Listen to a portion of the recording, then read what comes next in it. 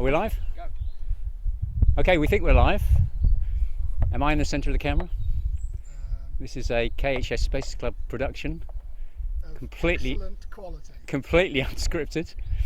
Okay, welcome to. If we're live, are we live? Yes, can you confirm we're live? Yes, we are. I think. Okay. Okay, we think we're live, so I'll start talking. Sorry, I need to use the microphone, don't I? So welcome to a field somewhere near Ellsworth in glorious Cambridgeshire. I think I will ask the cameraman to just do a quick pan because we've got a gorgeous view of the Cambridgeshire countryside. We're on a slight slope, as you can see, and the balloon will be launched probably in about half an hour. As I said, this is completely unscripted, so you'll have to bear with us. It's not a professional production. I think the first thing I want to say is we've got 18 Kesgrove High School students here. It's the most we've ever had launch. We had about 14 or 15. So it shows the enthusiasm that we've got for this world record attempt.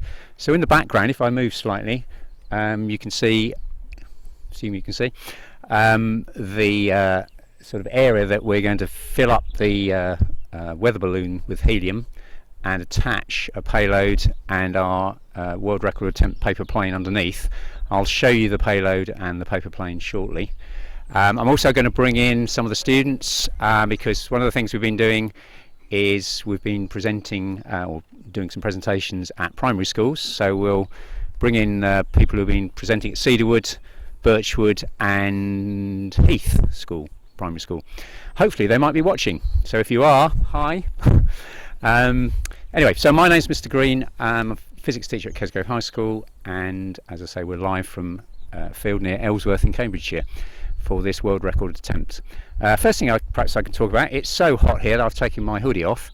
Actually, it's Sam here. Where's Sam? Do you want to come and just talk a little bit about, I know you helped me a bit with these hoodies. Do you want to appear on YouTube? Here he comes. Okay, so one of the jobs in terms of putting this whole event together was to try and get a bit of branding, as it were. So Sam and I, actually independently, there was a bit of a lack of communication between Sam and I, even though I'm Sam's tutor. So Sam did some preliminary work in putting up some designs for our hoodies. Just come and say hello, Sam. Oh, he's just, Henry's in the way. I'll talk to you in a minute, Henry, okay? So here's Sam, say hi. Hello, children, adults. Yeah, we don't know who's watching, I mean. So Sam helped think about the ideas for the hoodies. We actually ended up going with a different supplier, and that was partly because Sam and I didn't communicate very well, did we, Sam? And so what we'll do, I'll let Sam show what the final design looked like, assuming the camera's picking this up. So we've actually got the new KHS logo. We've got the new KHS Space Club logo, which was designed by Matthew. Yep. So Matthew's behind the camera, you can't see him at the moment. We did have a slight drop off, which perhaps I shouldn't really embarrass the supplier with, but this world record attempt there was a slight error in the word world, but we'll skate over that. And on the back, these hoodies have, well, in my case, the Twitter handle for Kesgrove Physics. Anyway, so we've all got hoodies on, but it's so hot that we can't be bothered to wear them, and it's going to be really hot. So they have all been asked to put their hats on. Some have forgotten. They have all got sun cream on, so a bit of health and safety. Oh, I'm too. Okay, thank you. Right, you can tell you this is not professional. So is it? Yeah. Okay, so let me talk a little bit about. Thanks, Sam. Let's talk a little bit about this world record. If Sam holds the microphone temporarily, I'll go and show you the plane for a start. So just hold the microphone, Sam.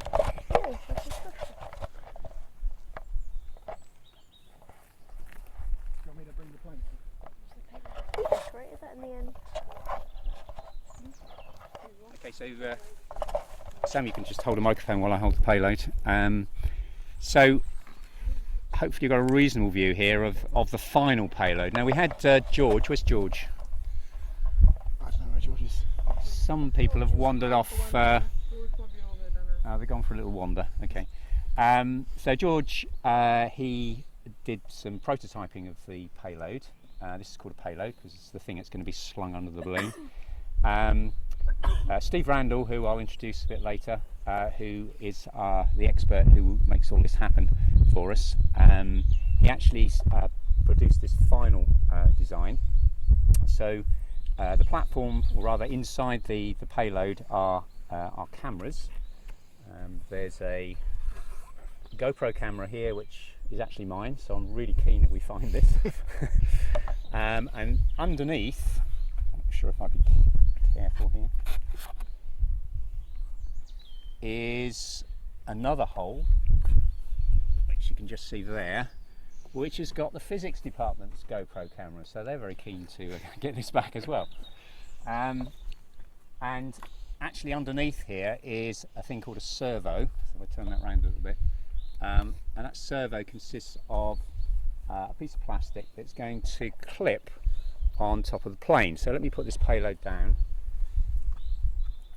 Let's put this down Other way around, I think. Oh yes, other way around, because the point goes in there. Okay. Like that.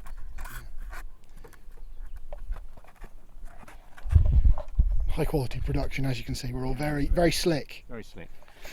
Do you want to explain the plane then? Okay, so this is just a piece of it's A3 like card. A3 card actually, And so just spray just to give it a painted little bit of black, strength. just to give it a bit of waterproofing, because as it passes through the clouds, it will get damp, and we didn't want the plane to just deteriorate. Actually, we had Aisha also suggested. What was the reason for black, Aisha? You suggested? For the cameras. Yeah, absolutely. So Aisha, with her media eye, was thinking, well, GoPro pointing down at the plane when it gets launched or released, we're not going to see it unless it's black against the cloud base. Or actually, we may not have much of a cloud base. Looking at the might be, weather, it's it might be surprisingly green rather than white. But we it thought. was a bit greyer last time we launched, wasn't it? Sorry, a bit close. Change in colour, the exposure and that. Yeah. So anyway, we thought black would show up better on the GoPro. Do you want to explain a bit more about it? So in this yellow box, we've got a tracker similar to the one that's in there, but it obviously hasn't got the camera or other like servo controls in it. So it's very small, and it's just containing that little box, just to kind of isolate it from all the elements and stuff, just to give it a little bit of protection.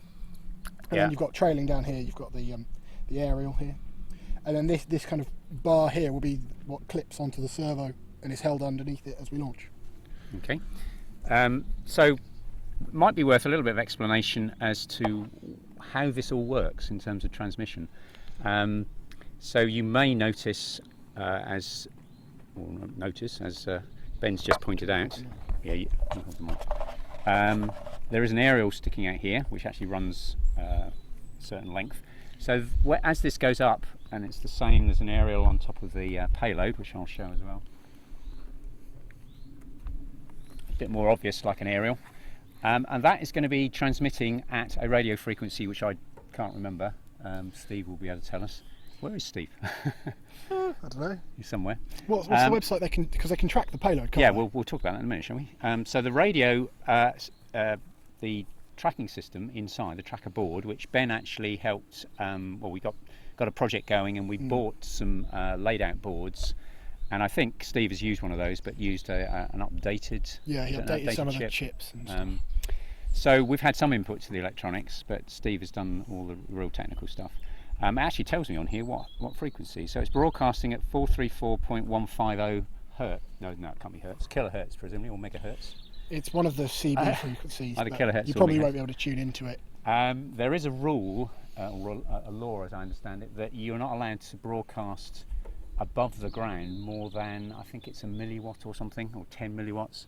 So this radio here will be broadcasting very low power. Now that's still quite easily detected by a simple little like element aerial, which Steve has got. But there's a whole network of enthusiasts, in fact around the world, who will be, or certainly in the UK, will be actually listening to that signal from this aerial, and some clever software and some clever triangulation will actually pinpoint where the balloon is, and you can actually watch That the and the balloon. fact it'll be broadcasting its GPS coordinates will help find absolutely, yeah. So this radio system is transmitting data down to anybody who wants to receive it on that frequency. That data will be, it'll have a header. It'll say KHS, which you can. I'll give you the website in a minute. So this is called KHS for the duration of this flight. The plane. Or something like Standing on it. UX1 or something. It's called UX3. Oh, UX3. Okay, So on a site, and if you want to write this down, I have tweeted it, so if you go on at Kesgrove Physics or at Kesgrove High, you'll see the website, and it's www.tracker, that's TRACKER. Don't think you need the www. No, you don't, but habhub, I think I've got that the right way around, HABHUB, one word, habhub.org. And if you go on that website, so that's tracker.habhub.org, that will track, using this network of enthusiasts who will be listening to this radio signal and the radio signal from the plane when it's launched. And it updates that website. And there'll be a little icon showing the balloon. I'm not sure. Steve, what's the icon for the plane going to be? I believe it's just going to be a balloon again. Okay, so it'll show a balloon icon, but if it's UX3 next to it, that's where the plane is going. One of the interesting things for these guys is we'll probably spend quite a lot of time trying to find. We'll know where this is, but of course where it lands in an awkward spot, like in Lakenheath Airfield or something, then we may take some while to I retrieve imagine the black plane will be even harder to spot, because we'll have a red parachute on this one, won't we? We will. Or a very brightly coloured parachute at any rate. So if you hear on the news that Lakenheath have just shot down some mysterious black stealth plane, you know what caused it. Okay, so that site will be updated when we launch, I guess, another half an hour, Steve? Or probably another half an hour, so we'll be launching about 11:30. What was I going to say? Oh yeah, so it'll actually show the little balloon icon moving along the track across a map of Cambridgeshire and Suffolk and Norfolk. So you'll be able to track it. It goes up for about 2 hours, I think slightly less maybe. Yeah. The plan is this, with its helium balloon above it, will lift this plus the plane that's hooked underneath, and at about, now we'll get Steve, no we won't get Stephen, he's busy. Steve, what height are we going to activate the servo? 35 kilometres. Wow, so that's higher than we did our previous. Let me introduce Steve. Some of you might recognise him from James May's Toy Stories and various other notable TV appearances. So Steve knows what he's doing. He has kind of done this before with an Action Man. But anyway, sorry, so it's 35 kilometres. 35 kilometres is when the servo operates and should release the plane, and we'll get the nice bit of video of it dropping away. But if the balloon bursts before 35 kilometres, we're in trouble. no cigar. So we'll wait and see. Right, 35 kilometres then. I think previously we got to just over 30. Is it 33, I think? 33 was about right, yeah. So we're aiming for around 110,000 feet or something like that. The current world record from memory is around, the official world record is about 87,000 feet, the official one. Apparently a group in America had an unofficial record of a bit more. Yeah, like 100 and... 8,000 feet above that. Okay, so we're aiming to beat the unofficial one. Well, there we go. That's. I mean, it'd be fantastic. And the cigars will be out, not for the students, of course, and not for me. I don't smoke, so I guess just for Steve. But Nope, I don't smoke. he doesn't smoke either. Okay, so just an The expression. metaphorical The cigars. metaphorical cigars will be out. Okay, so we've rambled on for a bit. We're going to. I'll maybe introduce one or two of the students, and we'll talk a bit about the primary school presentations. We can talk a bit about the plane. I'll get George in and he can talk a bit about what we've done in terms of testing. I think because the payload is so crucial, as is the plane, I maybe just put that back over on the table.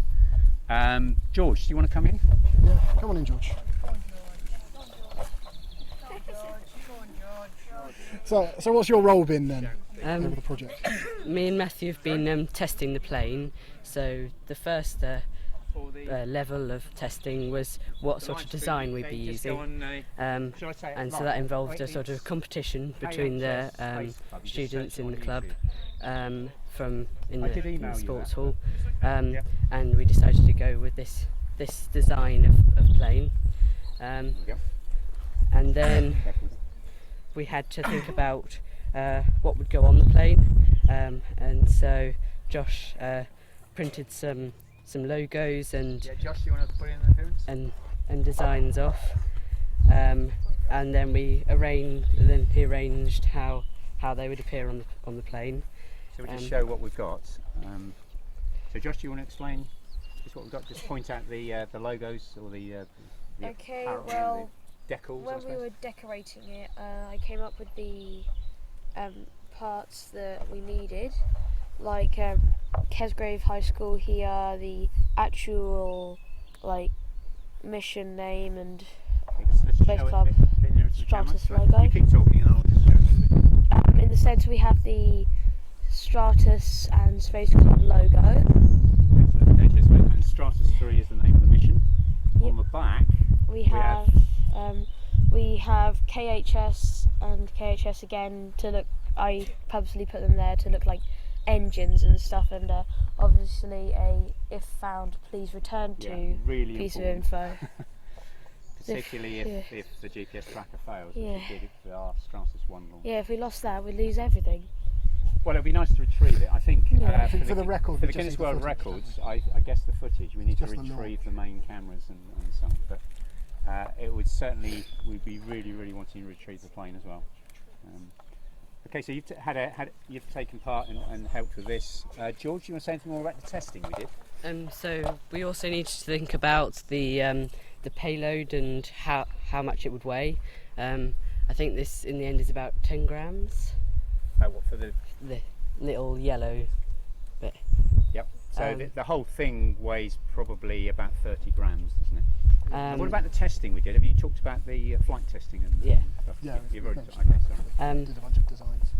And so we also need to think about where we would position the weight so that it would be balanced through flight. Okay, so the idea is, see my finger, which will be like a little servo bit. So with that position, the plane will be locked, and you can see it's just about nicely balanced. So when it drops, it'll drop. We'll talk about the physics of that in a minute. I'm going to test Matthew, who's currently monitoring sound. We'll have a bit of a science lesson in a minute. Okay, so it's nicely balanced, isn't it? And then the final thing we did was to spray paint it black, simply to look good from the cameras, because we didn't want white paper to get intermingled with the white cloud. Okay, all right, thanks George. I'll put this back carefully, I don't want anybody to stand on it. Do we talk a bit, you fancy a bit of physics, Matthew? Yeah, let's get Matthew in. Yeah, let's get Matthew in. He's doing a sterling job here. Matthew and Ben have basically been doing all the setting up of this live stream, so a fantastic, huge thank you to them. And last time we did this, it did actually work. We had a live stream, well, it was on Ustream, I think. It had adverts every so often and so on, but we've set up KHS Space Club as a YouTube channel, so we're able to use that with, I think, is it your phone we're using? We're using Ben's phone for the stream and my phone for the Wi-Fi for Okay. everyone. Do you want to just say a little bit more about the whole setup? So we're using just a standard laptop with OBS, which is open broadcasting software, to stream to YouTube on our channel. We just got basic stuff that you can get at home, like webcams and stuff for the cameras, and we've got Aisha, who's going to film it all for a video that we're going to put on to the channel later. Yeah. So we're using nice 1080p cameras for them, and we're using 720p cameras for the stream to make it a bit easier to stream. We're using a 4G phone to be able to stream to the YouTube servers, what we're doing right now. Okay. So, and we've got this nice microphone generously donated by the music department. Yeah. So thanks, Mr. Woodley, if you're watching, for the use of the microphone. Donated but expected back. Yes, tonight or tomorrow morning. Complete with a USB, or whatever it is, extender thing. cable and extender. Yeah. Okay. Anything else you want to say about the setup? We're using some headphones to be able to hear what we're doing. Yeah, we had a bit of a moment when we started. We couldn't hear any of the Yeah, voice, any of the that was- sound. But Yeah. But just to explain, I mean, you can guess that perhaps Matthew's pretty keen on interest in computing. I think Yes. that's what he wants to do at university. Ben, you've got a place, cross fingers, at Nottingham, is it? Offers at Nottingham, Yeah, to do computer science and. yeah, with artificial intelligence. Oh wow, yeah. So the next launch will be done by a robot. Yeah. Are you watching Synth, by the way? Actually, not Synth. Humans. Yeah. About Synth, No, yeah. I want to. I haven't got around. Okay. You can tell this is completely unscripted. Yeah. Okay, let me ask you some physics then, because Okay. Matthew's quite good at physics. Actually, I know he wouldn't want to admit it, but he's interested in physics, and if you're interested in something, that obviously tends to mean you quite often are quite good at it, because you do a lot of work at it. So the plane that you've seen, which I've put carefully back on the table, what's going to happen at 110,000 feet ish when the servo goes zzz, and it Well, lets the plane? Since there's no atmosphere up there, it will fall at the standard 10 meters per second of acceleration. Okay. Until it reaches the thicker part of the atmosphere, at which case it will begin to reach its terminal velocity and slow down, and hopefully start gliding. And then we can track that using the GPS tracker. The jet stream might produce interesting results because it will have a lot of force on it, which will hopefully keep it giving lift, but possibly push it backwards as well. Yeah, we're having a bit of discussion on the way up in the van. Thank you, van, for working, by the way. And the bit of duct tape hasn't come off the wheel arch, so we're okay. What was that? I've We're lost my talking thread. about the jet stream. Oh yeah, sorry. We were talking about the jet stream and what effect it might have on the plane. So if you throw a plane, like most of these guys built some paper planes, and we had a paper plane competition, and actually Jack and Will, who are they've not come to Space Club recently, but it was their very original design, but then modified by people like Matthew. So they won the original competition for the best gliding design, and we used the sports hall, and Steve actually brought a really long pole thing, which I think he used to retrieve payloads from trees. Is that right, Steve? Yeah. Apparently, some payloads, as you might guess, do end up in the tops of trees. So hopefully ours doesn't. Anyway, with a big pole and a little ramp bit, and we were actually flicking the planes off to see how they would glide without much push from a hand. And the current design is an evolution of that original winning design, and it seems to glide really well. We cut out extraneous sort of paper when you do the folding, which we didn't need really, and it's all held by that little servo. So in terms of so it accelerates at 10 meters per second, but it's a piece of paper. Why would it accelerate at 10 meters per second? Well, all objects fall at the same speed when there's in At the a same vacuum. speed? In a vacuum, same velocity, acceleration. Acceleration. That's the word. So they'll all have the same acceleration when in a vacuum, but we're used to air and stuff, so we see stuff falling at different speeds because they've got greater or less air resistance. Absolutely. But when we'll be in the stratosphere, there's next to no air up there, so that it will fall at 10 meters per second, which is what everything falls at in a vacuum. So if you saw Felix Baumgartner's Stratos, Red Bull Stratos thing, and the Google guy who's done it, although that wasn't sort of broadcast in such a big way, didn't have a large drinks manufacturer behind it, but he did have Google behind him. You could have thought they could have spared a bit of money. But anyway, if you watched Felix Baumgartner and you analyse his fall from the edge of space, for the first 20 seconds, I've done this in some physics lessons, we've looked at the data, and it accelerates pretty much spot on at 10 meters per second for the first 20 seconds or so, and he then starts to hit a little bit of air. The acceleration still is still positive, it's still gaining speed, but the acceleration starts to drop until it hits thicker and thicker air, and then the speed starts to, instead of increasing, the speed starts to drop because of air resistance.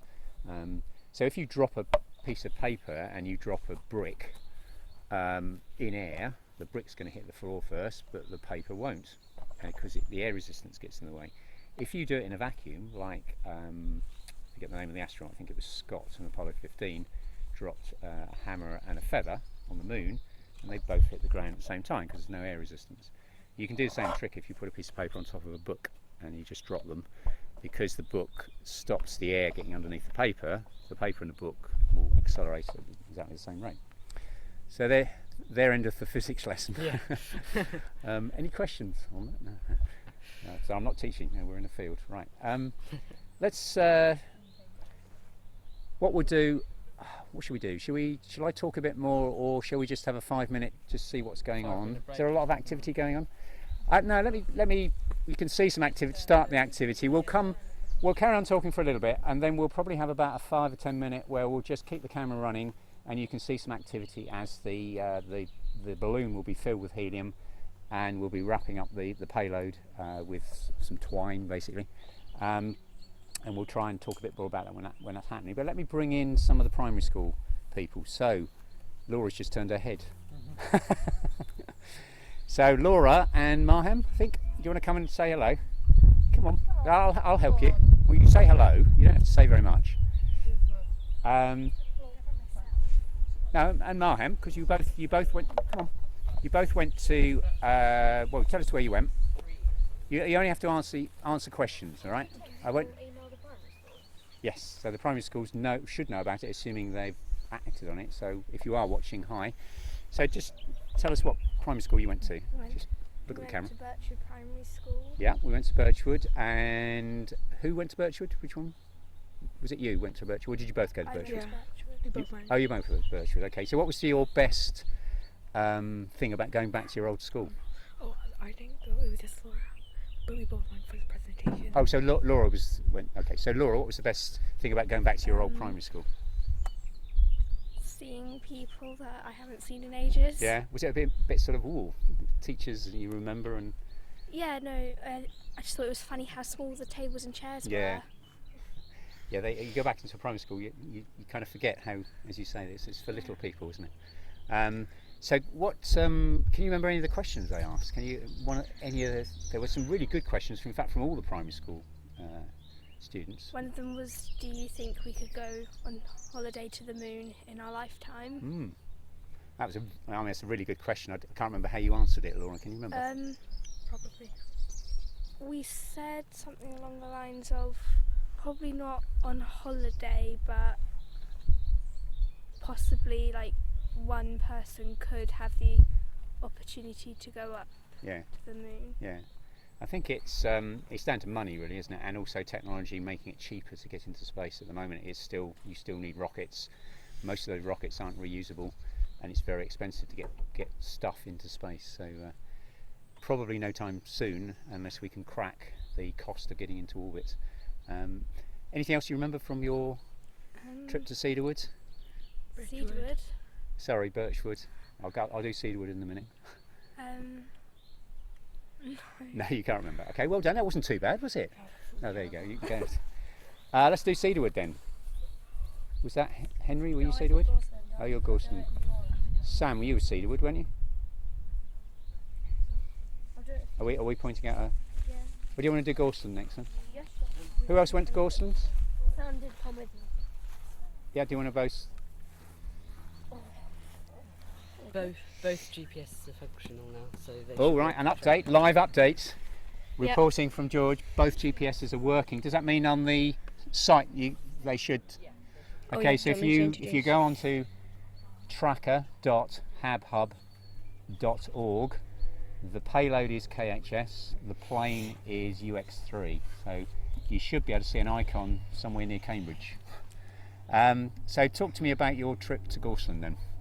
What did you? You didn't go to Gorsland, but you did. So what was your? We both went to Gorsland. Oh, you both did. Sorry, I forget.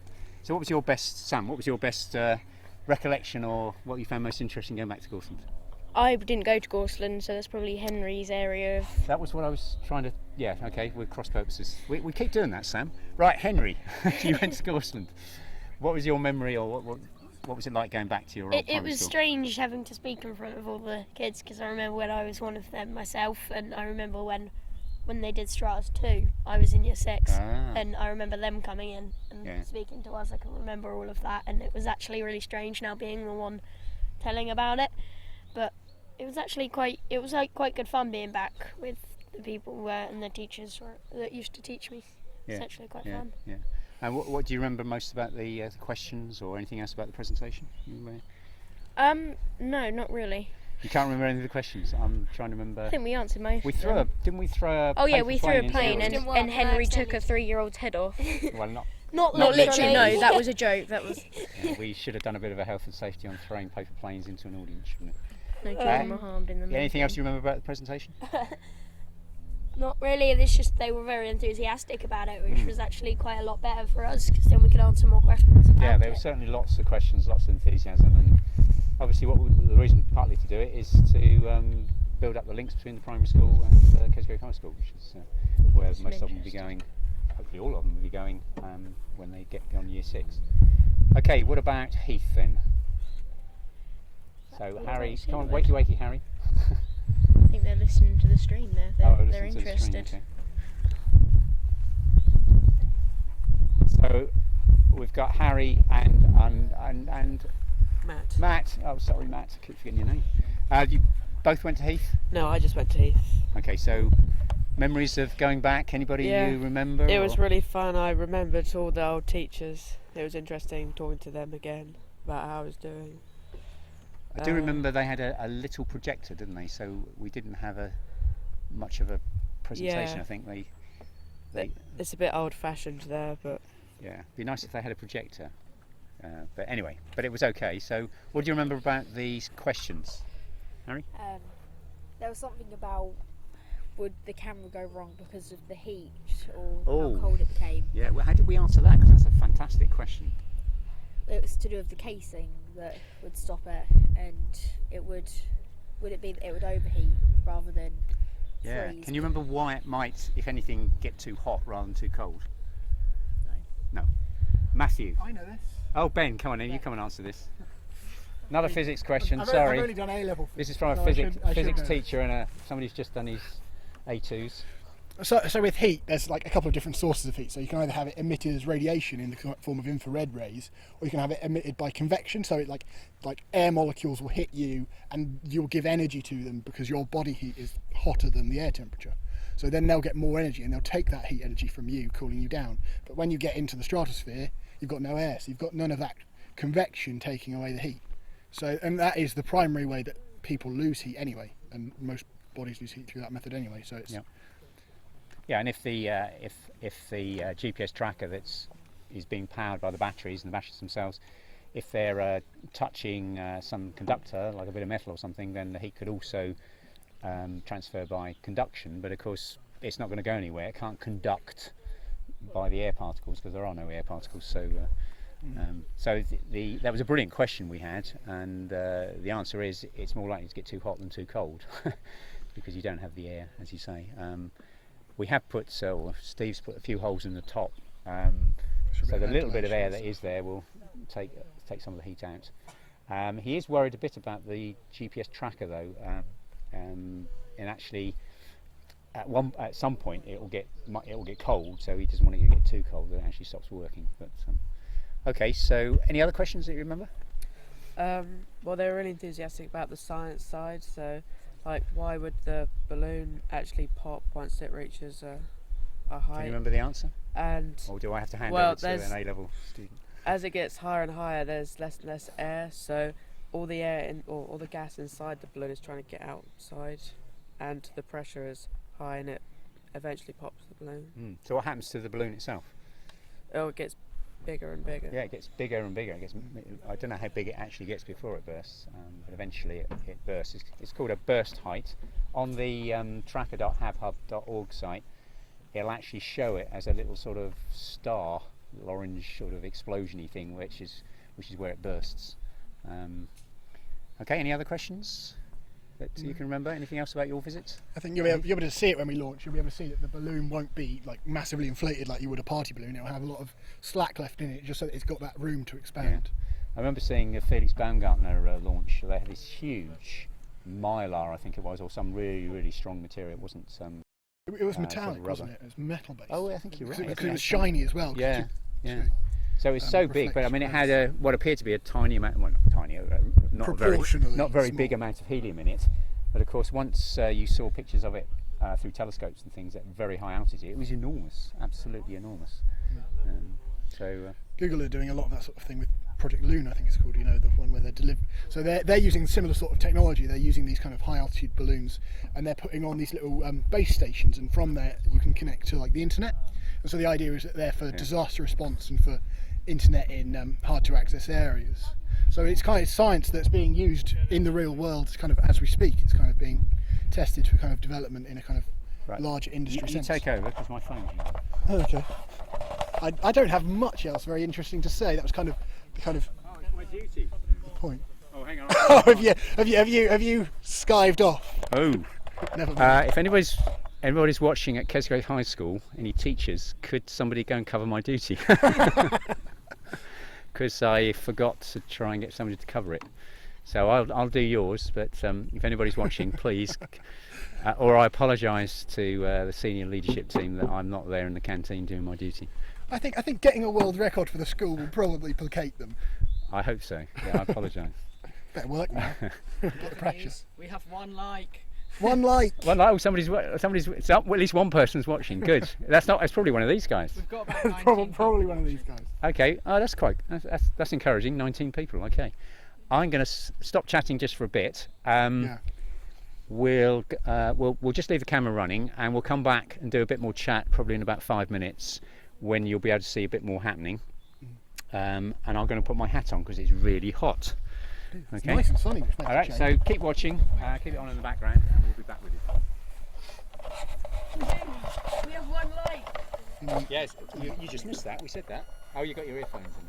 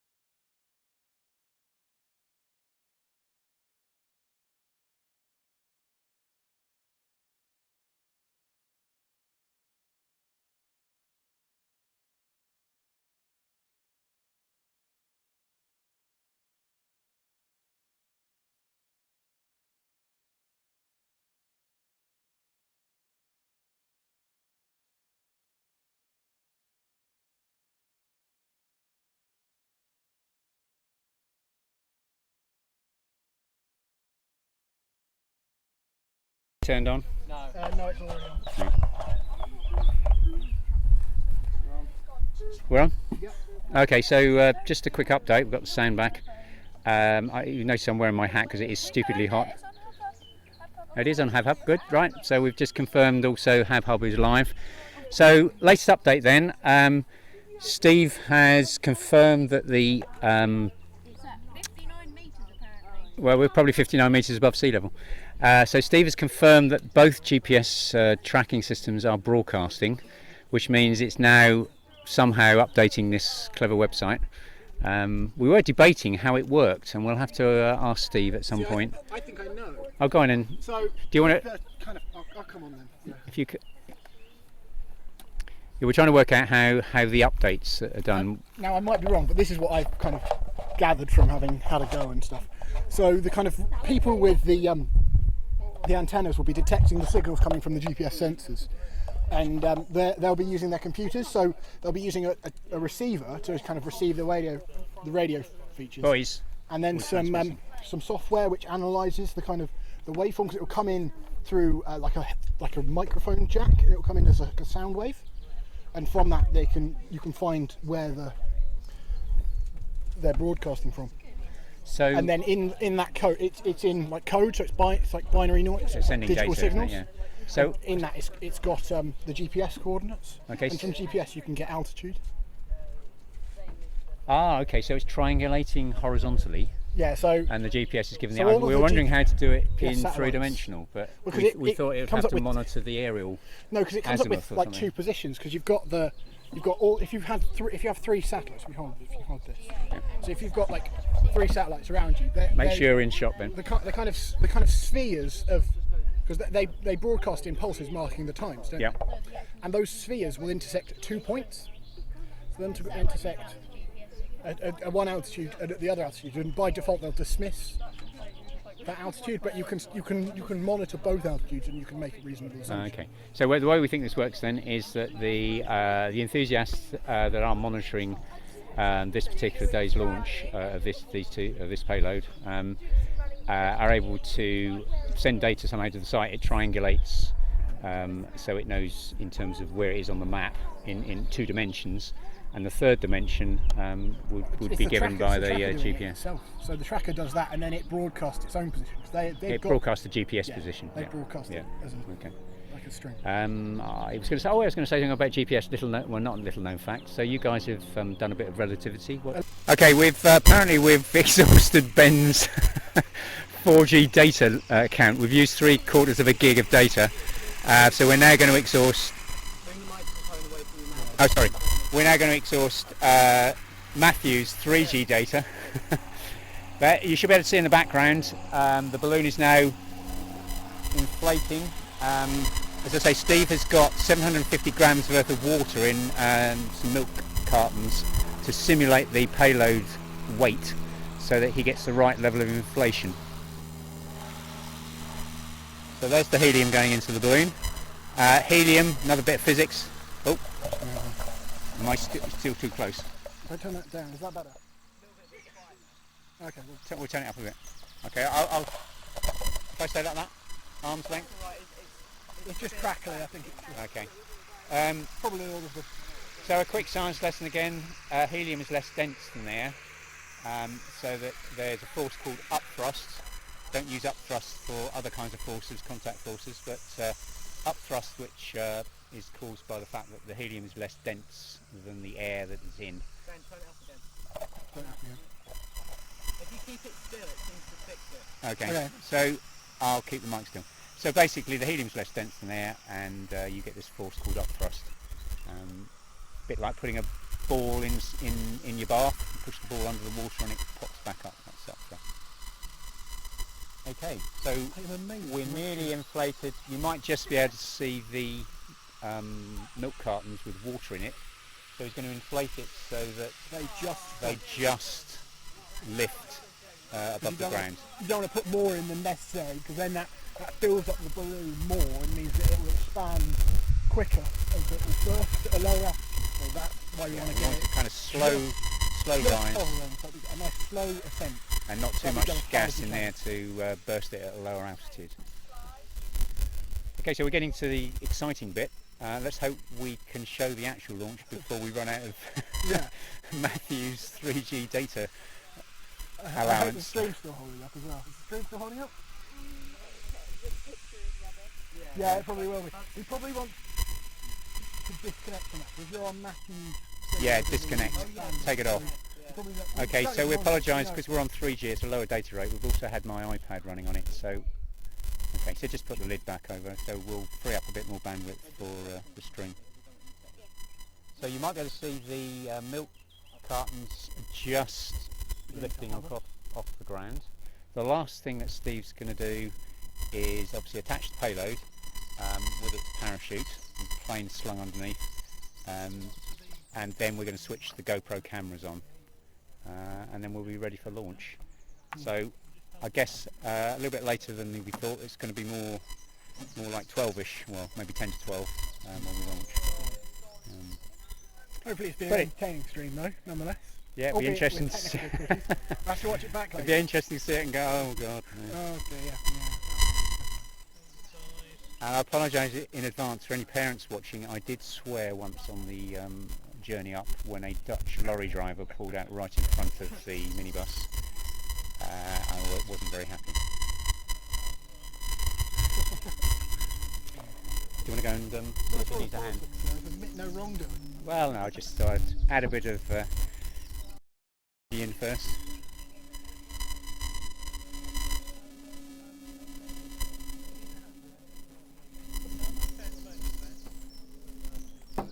So, Mazan, can you just move away a bit further? You might be able to see Aisha in the background there, the footage, and she's going to put together a video for us over the summer since she's got nothing else to do, having done.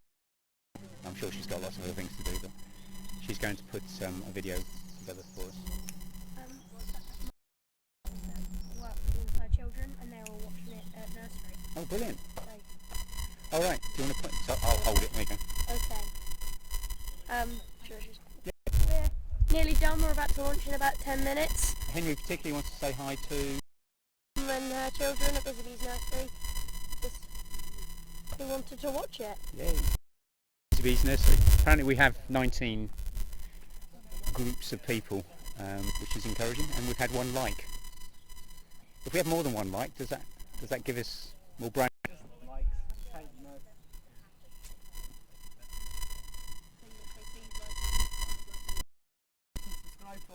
Oh yeah, if you subscribe to our YouTube channel, what happens? They get notified whenever we post anything. If we update things. I may try and post something from, I'm running Space Camp for 5 doing it, but we've got a few rocket launches to do and 1 or 2 other little projects, so I might try, or I might have to wait until Matthew gets back. Where are you going, Matthew, on Oh, of course, your work experience.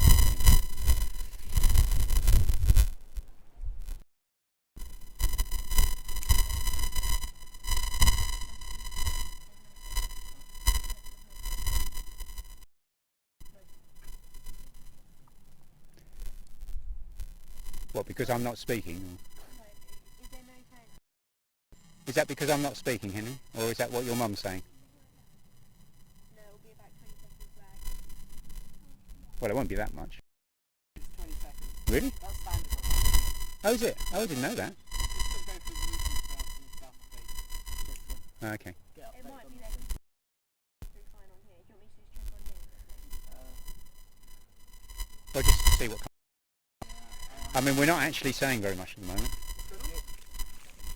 We're not sure whether the sound might.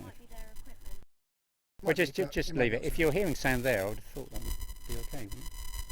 Yeah. Okay. It should be fine. Okay, so the next step. So the balloon's inflated. You can see the 750 grams or thereabouts of water is floating above the ground. So we'll be replacing that with the payload. The payload will have a little red parachute, which will hopefully make it easier. In fact, we're standing next to a field very similar to where our previous Stratos 2 came down. I think it's broad beans or something. That's not cabbages? Well, this isn't, no. Oh, okay. But anyway, basically, if it lands in a field full of crops, clearly it's going to be hidden by the crops, but with a red parachute floating around on top, we should be able to spot it if it lands in a field. For any parents watching, as I say, we're late launching, so we'll get the students to ring you when we've got an idea of when we'll get back. It's a 3-hour, 2-hour up, 1 hour down, so we won't be searching till 3. We've got 2 payloads to pick up, so we may not be back until 6 or something like that, but we'll let you know. Yeah, we know where that's true. Yeah, that's true. Because we might need a separate plane search party. Yeah. Okay. So we've got a little bit of tape on it, just because.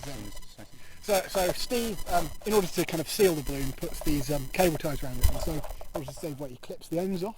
And the first one he put on, he just nicked a tiny little hole in it, so you can see the little bit of kind of this colour tape just around the base. So it's just patched over the hole and put a couple of extra cable ties above it just to fix it. Make sure we don't lose the beam. A little bit of bodge at the last minute. I think it sums up the project. It's called engineering.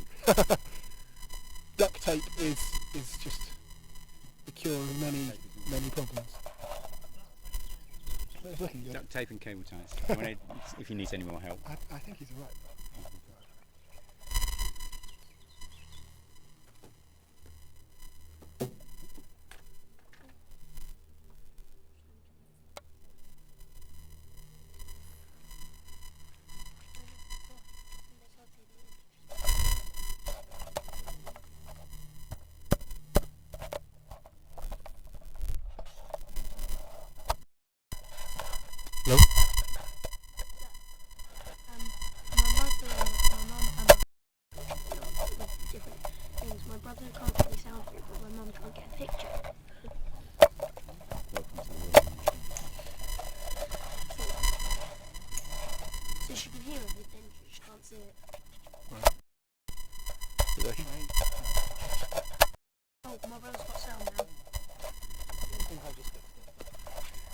Okay, we may have had a bit of a sound issue. We think we've got sound back. So just again give you a bit of an update. Marham, can you just move to the left a little bit, or to the right where George is? Okay, so some final engineering fixes going on. What, me? Oh, sorry, yeah. Final engineering fixes going on, and then we'll put the payload, which is you might be able to see it just on the table there. Switch the cameras on. We definitely need the cameras on for the evidence for trying to get a formal Guinness World Record if we succeed. Balloon is ready. Ooh, it's exciting stuff. We're ready as far as the balloon's concerned. We've now got to just attach the payloads. How are we doing with the battery on the laptop? We're pretty low. I'm going to turn down the brightness on the screen. Okay. We hope that the battery will last on the laptop so you can actually see the launch. If we suddenly disappear, that'll be why. You'll know why. But we will, in like a few days after the launch, be uploading a video of the launch, because we've got a couple of cameras dotted about. I think also we promised the primary schools that next term we'll go back in and talk about it as well. Yeah, sorry. Yeah.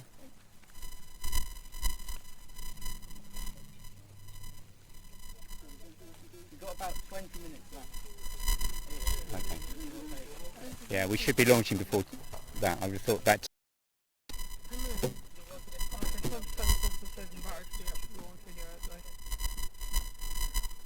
We'll leave the sound running just in case we do anything silly to turn it off and then can't turn it back on again. We could do a quick pan just to show the scenery again if you didn't see it first time round. It's a gorgeous site here. We're at a place called just outside Ellsworth. The farmer obviously is extremely generous because he allows his land to be used for balloon launches and rocket launches. They have events on this field. It's the East Anglian Rocket Society, I think. We'll have various events here, and it is a gorgeous spot. We just as a matter of interest, while I think Steve's doing this now. So ringing Cambridge Airport to let them know that we're going to do a balloon launch and that there's no planes in the vicinity. So that's a kind of a safety call. We do this from the Civil Aviation Authority. And again, Steve's done a lot of these, so he's got a personal contact in the CAA who kind of fast tracks the standard process. The standard process is 28 days notice, which for a high altitude balloon launch is completely useless. The jet stream is all over the place, and it has been for the last can land anywhere, like the Wash, the North Sea, Kent, London, as far over as South Wales, and it all depends critically on the jet. It has, yeah. It's been a Wednesday's been looking good for the last few days, and we need to go for it. The other advantage is that I'm not teaching today, so we don't need to please listen to me. So, Steve, all the important safety calls and stuff. Okay. Looking good. Looking good, Steve.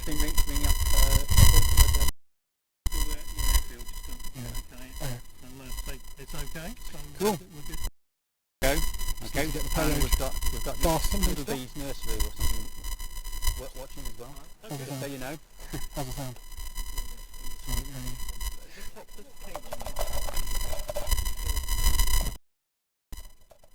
Can I just talk louder? Is that clearer? It's still a bit. I think.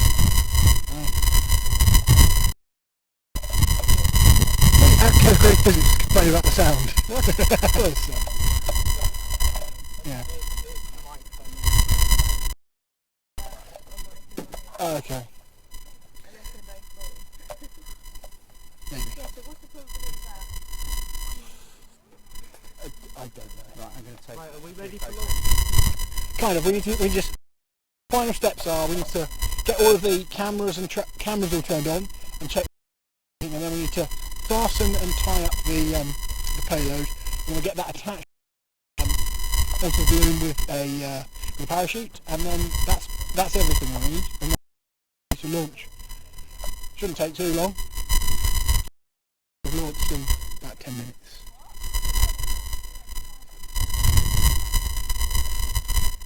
So you can see now as it's that like it will expand as it gets to a higher altitude.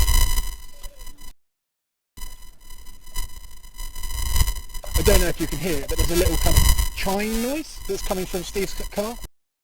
That's the actual sound if you tuned into the frequency that they're broadcasting. That's the sound of the data being transmitted. Okay, so it looks like we're ready to go. I might pass this over to someone. Can I give that to someone? Do you want to be the host with the most? Yeah, the host with the mic. I think so, yeah. Last critical, the sound's not too bad. The last critical, checking the payload, we're going to attach it to the balloon.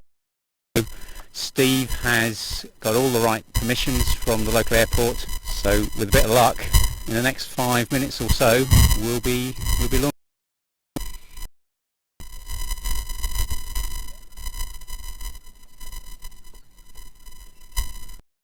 Okay, we're now obviously really important to get the evidence, and also hopefully we'll get some fantastic, better than Stratos with our high definition GoPro cameras.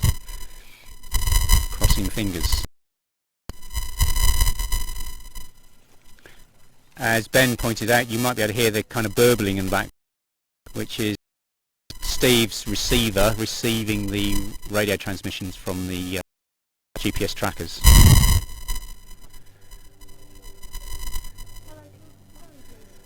And you see under the payload is the black plane that's now latched using the servo.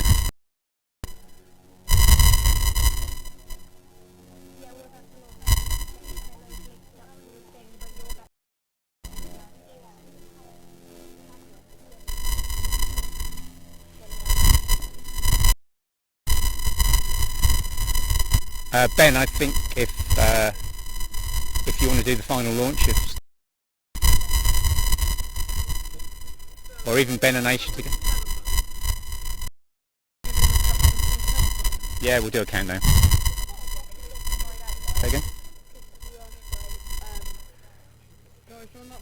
Yeah, can you turn the way the Okay.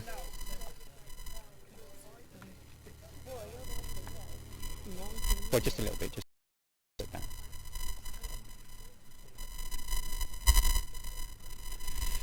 Oh, it's all getting very exciting. I remember the Stratos 2 and the Stratos 1 launch. Stratos 1 was really disappointing. Obviously, the tracker failed, well, obviously, and the tracker failed, and the farmer found it about 3 months later.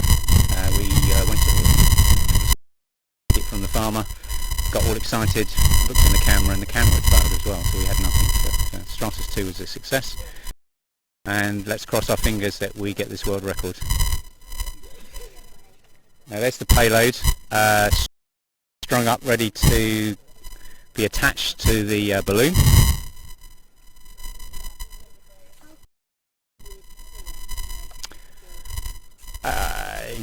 How far up can we see it with the naked eye? Probably for about 15 minutes actually. But I don't know how high that is. The rate of ascent is about, you can do the maths. The question was, sorry, high we'll be able to see it with the naked eye before it kind of disappears from view. The rate of ascent, I think, meter per second. So if it's 10 minutes, it will be 600. So 3 or 4. Ben's going to do the launch. Watching on the internet can actually see it.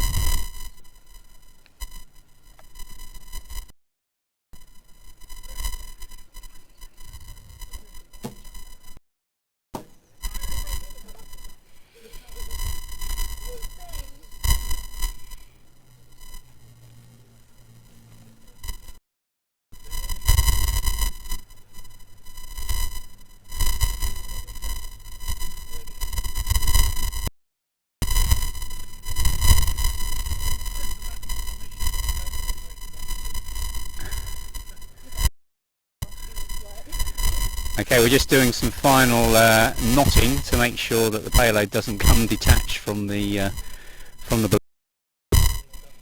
Does it sound okay? But it'll do. Okay.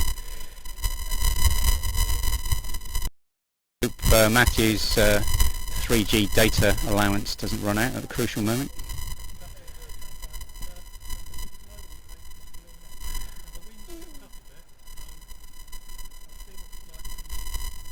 Yeah.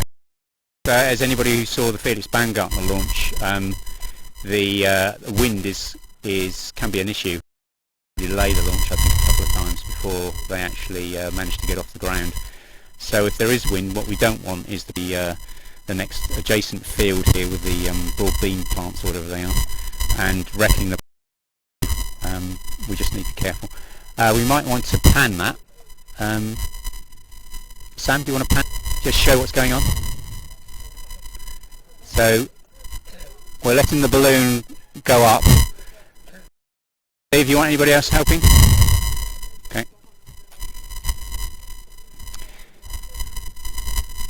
So if I ask Sam if you want to just pan the camera, just to show we've got the balloon and the red parachute beneath it. The red parachute will let the payload with the cameras come down. There's a little tracking device going up.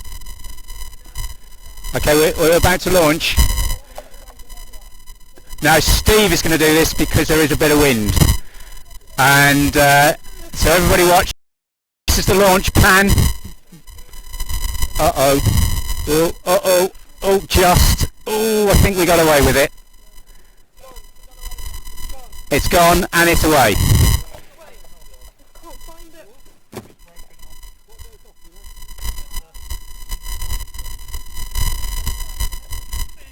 Can we see it? I've got binoculars. Can you hold that?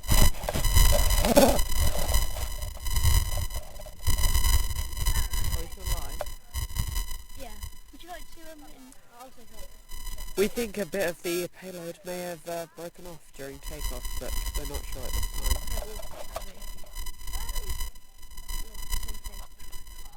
Hi.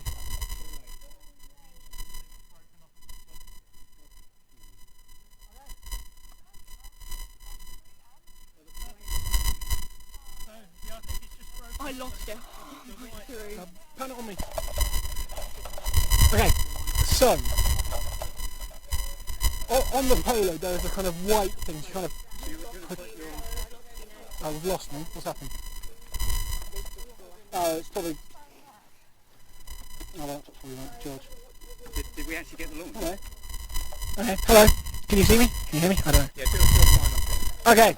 Keep out the way. So, there was a bit of kind of wind pulling the balloon across. So Steve ran in order to try and get it a bit more level.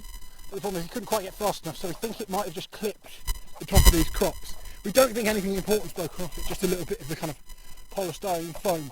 Not 100% sure, so we'll see what happens. But we'll. That's all we can do. So we can do. Thanks very much. Yeah. Steve, do you want to say a final anything after then? No. Thank you for watching. And so this is Kesgrove High School Space Club signing out.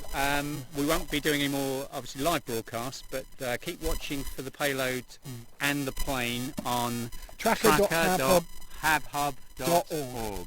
Okay, KHS is the payload, UX3 is the plane, and hopefully we will be back late afternoon, early evening. So we'll be tweeting a bit on Kesgrove Physics. Will you be tweeting about how it's if going? I get Wi-Fi. If you get Wi-Fi. I won't be tweeting because I've got no data. Oh no, we use your Wi-Fi hub. So, Yeah. right. So let's sign out, and Cool. thanks for watching. Thank you. Bye. Completely lost it when they took us.